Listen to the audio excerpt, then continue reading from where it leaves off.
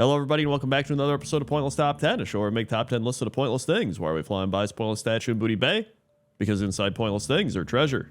Let's begin. 10. Number 10 are the Twin Colossals, and the Twin Colossals are a pair of high vertical mountains in the western side of Feralus. And I always remember seeing these when I was questing in Feralus back in classic World of Warcraft, and I'd always think they were really cool, just running by them and being like, dude, look at those two giant mountain pillars. In fact, during the classic WoW beta, or I guess, the actual World of Warcraft beta, the Colossi had individual sub-zone names, which were the East Pillar and the West Pillar. And before the Cataclysm, the Eastern Colossal was accessible by the quest To the Top from Marley Wishrunner, who still resides at the base of the Western Colossal, but obviously now you can just fly up there, so it doesn't really matter. But maybe the best part is on top of one of the mountains, there's actually an area where you can fish. There's a small lake, and there's Kalen Windflight, who's standing there as well, and he sells colossal parachutes, which allows you to parachute off the mountain if you need to. But yeah, these are just two really unique mountains in the game, and I love the waterfalls on the side of them as well. Those look really neat, and it's just, whenever I come to Feralus, I always think of the Twin Colossals, or the Twin Colossi, so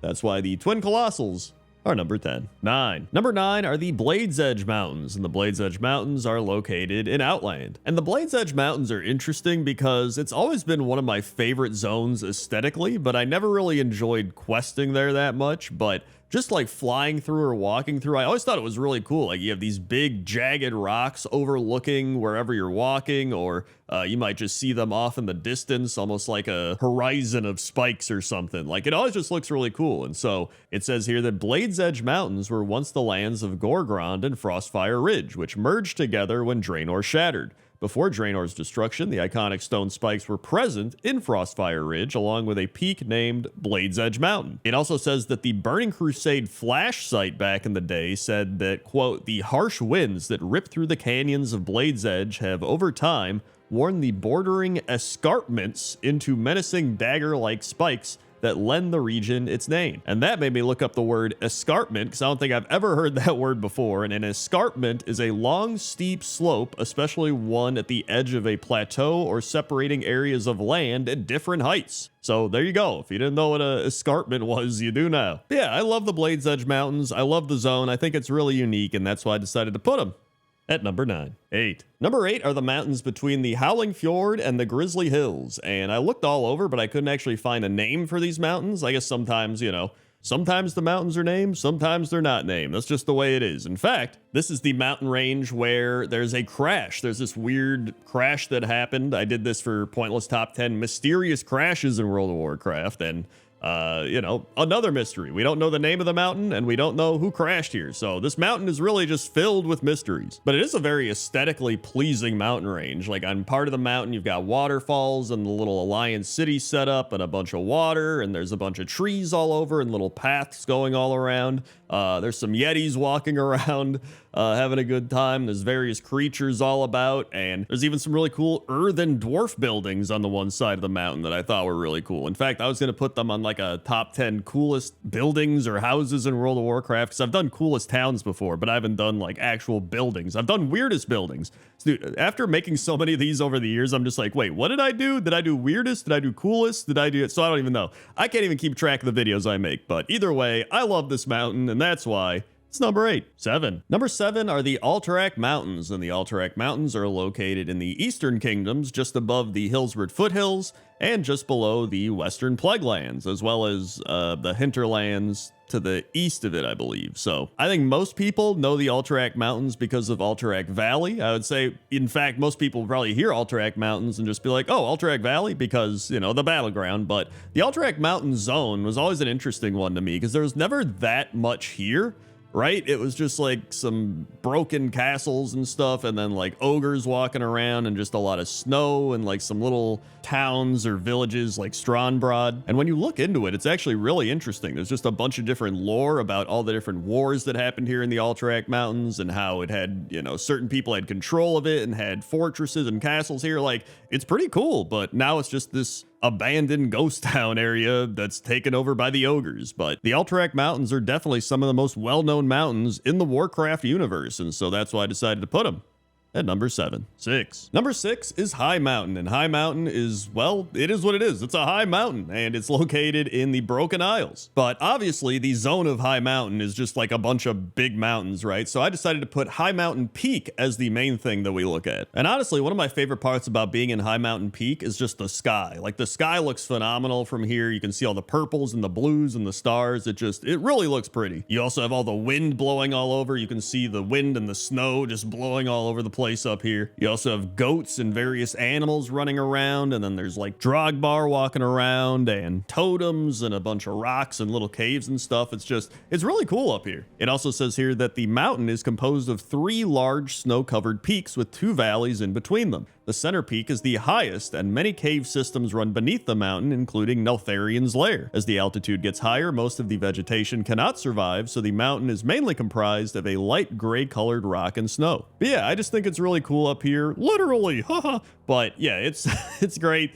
There's bridges, there's snow, there's cool skies, there's wind, there's everything. And so that's why I decided to put High Mountain Peak at number 6. 5. Number 5 is the Big Ironforge Mountain located in Dunmoreau, and I don't really know what this one's called either, so I just call it Ironforge Mountain because it's the mountain in which Ironforge is within. In fact, I just went to look it up to see if there was some more stuff I missed about it or some little lore facts, and it's literally called Ironforge Mountain. And it says here that Ironforge Mountain is the largest of the various mountains constituting Cosmodon. It also says that it would seem the Explorers League managed to scale Ironforge Mountain at some point in time, and at the very peak is an intact Explorers League banner and the remains of what may be an unfortunate explorer who never returned safely. But to me, the best thing about Ironforge Mountain is it just feels very cozy, right? Like, obviously Dunmoreau in itself feels very cozy, but then when you see the mountain and you see these big castle, like rook towers, I don't know what they're actually called, I just know rooks from chess, kind of like protruding from the mountain and the little lights going on the inside,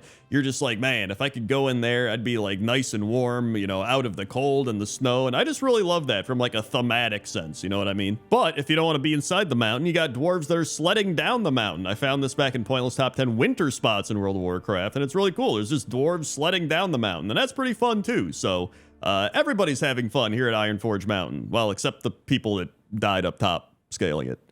And that's why Ironforge Mountain is number 5. 4. Number 4 is Mount Cordis, and Mount Cordis is a huge mountain located in southern Drustvar, and its peak is actually the highest point in all of Kulturas. And I really love this mountain because obviously Battle for Azeroth, a lot of people are like, I don't really like it, but it has such cool zones, man. There's such cool things in Battle for Azeroth, and these mountains are definitely one of them. I mean, you've got really nice waterfalls and autumnal areas. You've got a bunch of snow and ice all over and frozen waterfalls. You've got dragon bones and like skeletons of people that are, I don't know what they're doing. They're like worshiping the dragons or like doing some sort of ritual. They're sitting by fires. You've got up on the top of the mountain, there's actually a sign that says first, which I thought was kind of funny. And then you've got like the remains of a demon hunter who's holding up his warglaives. But yeah, I really love all the little things scattered all about this mountain range. And there's so many different sides to it. And it's really cool. And so that's why I decided to put Mount Cordis in Drustvar